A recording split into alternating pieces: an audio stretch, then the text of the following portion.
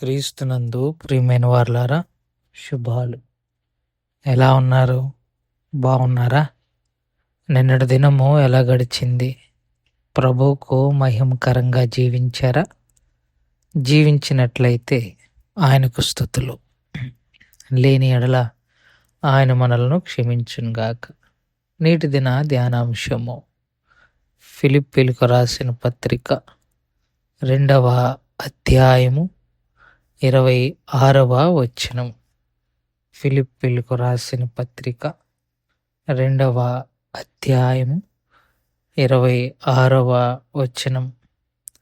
అతడు రోగి ఆయనని మీరు వింటిరి గనుక అతడు మిమ్మల్ని అందరినీ చూడ మిగుల అపేక్ష గలవాడై విచారణ పడుచుండెను. దేవుని వాక్యాన్ని మన వినికిడిలో దీవించి ఆశీర్వదించునుగాక. చదవబడిన లేఖన భాగాన్ని పరిశీలన చేసుకుంటే, ఎపఫ్రదీతు అనే తన సహచరుణ్ణి పౌలు ఫిలిప్పి సంఘానికి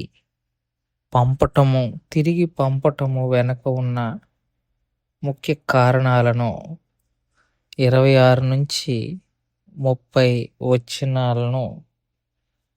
వచనాల్లో పౌలు భక్తుడు వివరించినట్టుగా మనం చూస్తాం. ఇక్కడ పౌలు ఎపఫ్రదీతును ఎందుకు పంపిస్తున్నాడు అనటానికి మొదటి కారణము, మిమ్మల్ని చూడ మిగుల అపేక్ష గలవాడై విచారపడుచుండెను.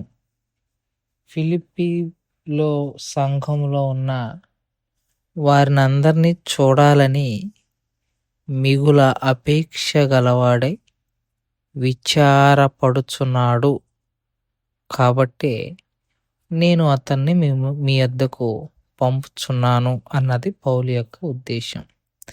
ఇక్కడ విచారపడుచున్నాడు అంటే ఎపఫ్రదీతు రెస్ట్ లేకుండా కష్టపడుతున్నందుకు విచారపడుతున్నట్టు కాదు, లేకపోతే ఇంక ఎక్కువ కాలం పౌలుతో పాటు ఉండలేను అన్న విచారణ కాదు, లేదా తన ప్రాణానికి ప్రమాదం ఉంది కాబట్టి నేను ఇంక తిరిగి ఫిలిప్పి సంఘానికి వెళ్ళిపోతాను అన్న విచారణ కాదు. ఇక్కడ కంప్లీట్గా ఫిలిప్పి సంఘం పట్ల ఎపఫ్రదీతుకు ఎందుకు విచారణ ఉంది అని అంటే, విచారణ కాదు కానీ విచారం. నేను తప్పుగా పలుకుతున్నాను, క్షమించండి. విచారము ఎందుకు కలిగి ఉన్నాడు అని అంటే,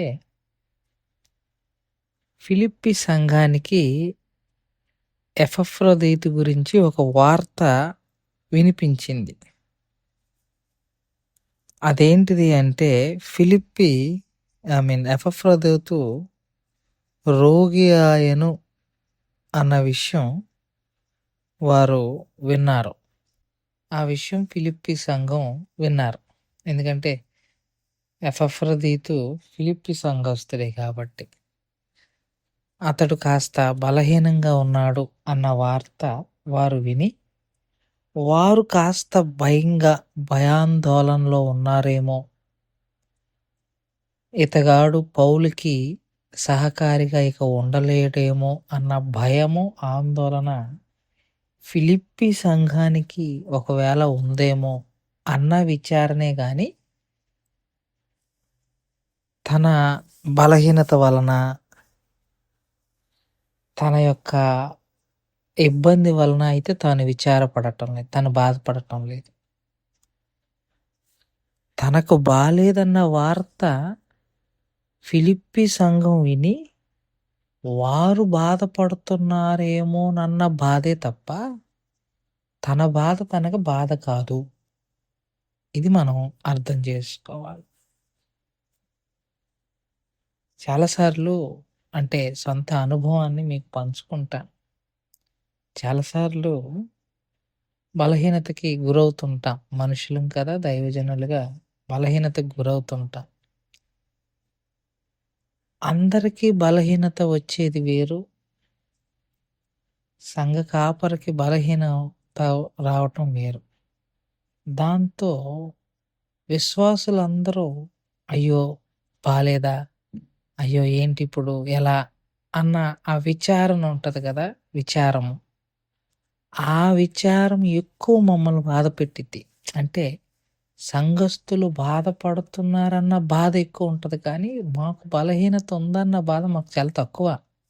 ఎందుకంటే బలహీనత అందరికీ వస్తది. అందులో దైవజనులు పెద్ద అతీతులేమి కాదు. బలహీనత అన్నది అందరికీ ఉండేది. అదొక కామన్ ఇది. అయితే కాపరి మనసు ఎలా ఉంటది అనంటే, తాను బలహీనపడ్డాడన్న విషయము సంఘము తెలుసుకొని, సంఘము దాని విషయంలో విచారం కలిగి ఉండటము ఎక్కువ బాధను కాపరికి కలిగిస్తది. అది నేను అనుభవిస్తున్నాను కాబట్టి, నేను అనుభవించాను కాబట్టి నాకు తెలుసు. We are worried about them for being worried about worried about my health. నా ఆరోగ్యం విషయంలో సంఘము విచారం కలిగి ఉందన్న విషయము మాకు విచారాన్ని ఇస్తది కానీ, లేకపోతే అది ఏమంత ఇబ్బంది కలుగ చేయదు. ఇక్కడ ఎపఫ్రొదితు కూడా వాళ్ళనెళ్లి అర్జెంట్‌గా కలిసేయాలి అన్న బాధ ఎందుకు వచ్చింది అనంటే ఆహ్, వాళ్ళు బాధపడుతున్నారని. అంతేకాని వాళ్ళ దగ్గరికెళ్లి కాస్త ఆదరణ పొందాలని, స్వాంతన పొందాలని కాదు. అలా అనుకుంటే పౌలు దగ్గరే అందరికన్నా గొప్ప ఆదరణ ఆయనకు దక్కుతది కదా! పౌలు దగ్గరే అందరికన్నా గొప్ప నెమ్మది దొరుకుతది. ఆయనకన్నా చక్కగా ఆదరించగలిగిన వారు ఎవరున్నారు? కానీ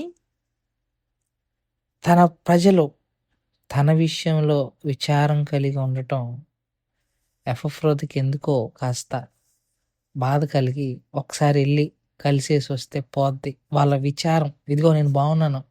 మీరు టెన్షన్ పడాల్సిన అవసరం లేదు. ప్రభు కృపను బట్టి దేవుని దయ వల్ల నేను ఆరోగ్యంగా ఉన్నాను, కోలుకోగలిగాను అన్న విషయము వారికి చెప్పుట ద్వారా వారు కాస్త నెమ్మది పొందుట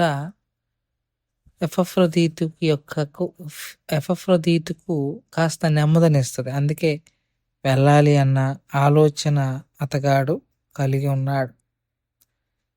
పౌలు అందుకే, అయ్యా నేను మిమ్మల్ని శీఘ్రంగా మనవడిని పంపుతాను మీ దగ్గరికి. ఎందుకంటే మీరేమో ఆయన గురించిన బలహీనతను గురించి మీరు విన్నారు.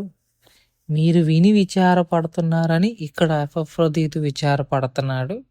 కాబట్టి మీకున్న ఆ ఆ కొద్దిపాటి భయాన్ని, ఆందోళన దూరపరచటానికి ఎపఫ్రొదితుని మీ దగ్గరకు పంపుతున్నాను అన్న వార్తను వారికి తెలియపరచుట మనం చూస్తాం. సో, ఇది మొదటి కారణం. పౌలు ఎపఫ్రొదితును వారి దగ్గరకు పంపటానికి గల కారణం. దేవుడి మాటలు దీవించునుగాక. ప్రార్థన చేసుకుందాం. మమ్మల్ని మిక్కిలిగా ప్రేమించి మా ప్రియ పరలోకపు తండ్రి, మీ పాదాలకు స్తోత్రాలు. చెప్పబడిన వాక్యాన్ని బట్టి మీకు స్తోత్రాలు. విన్న వాక్యం మా హృదయంలో భద్రపరుచుకొని వాక్యానుసారంగా జీవించగలిగిన కృపా భాగ్యం దయచేయమని యేసు నామములో అడుగుచున్నాం తండ్రి.